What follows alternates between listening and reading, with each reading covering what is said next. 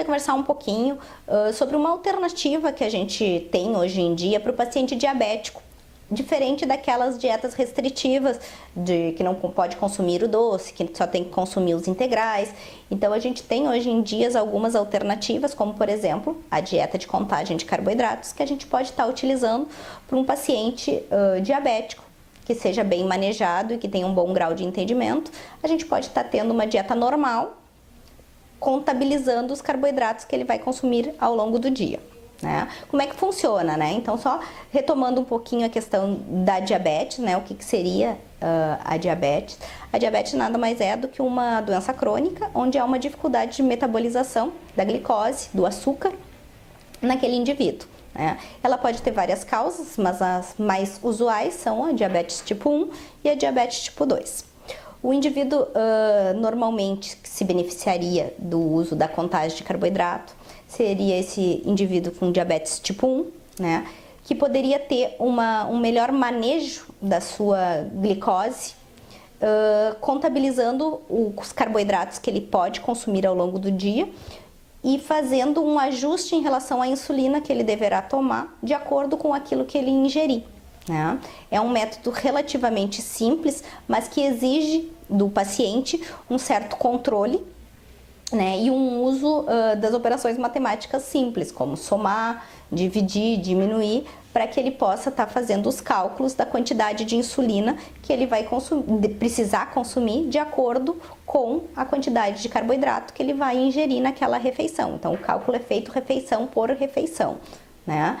Os alimentos que vão entrar nesse cálculo são as fontes de carboidrato, né? Então, os cereais, os pães, as massas, as leguminosas e as frutas, né? O que acaba não entrando? Fontes de proteína, como carnes, as saladas, que também tem uma quantidade muito irrisória de carboidrato, e alguns legumes também não entram, né? Então, vão ser contabilizadas as fontes de carboidrato, refeição a refeição. Então, dependendo da gramatura de carboidrato que o indivíduo vai consumir naquela refeição, vai ser feito o ajuste da insulina que vai ser necessário para degradar essa quantidade de carboidrato que vai estar sendo ingerida, tá? Como que eu vou saber qual é a gramatura de carboidrato de cada alimento, né? Então, normalmente o nutricionista vai orientar o paciente em relação às substituições, em relação aos equivalentes daquela porção que ele está sendo descrito naquela refeição, e vai dar uma tabelinha para ele também em relação a quanto de carboidrato tem em cada alimento. A Sociedade Brasileira de Diabetes também lançou no final do ano passado um aplicativo em que tem essa questão dos carboidratos e a gramatura para facilitar justamente o uso dos pacientes que fazem essa técnica.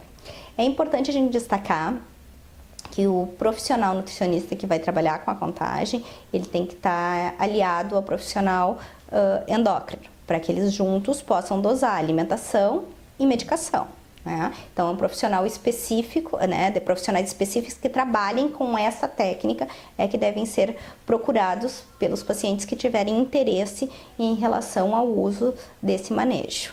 A vantagem do uso da contagem de carboidratos é em relação à liberdade dos alimentos que podem ser consumidos pelo indivíduo. Então, o indivíduo acaba não tendo uma dieta restritiva, como normalmente tem um paciente diabético que faz uso de uma dieta tradicional.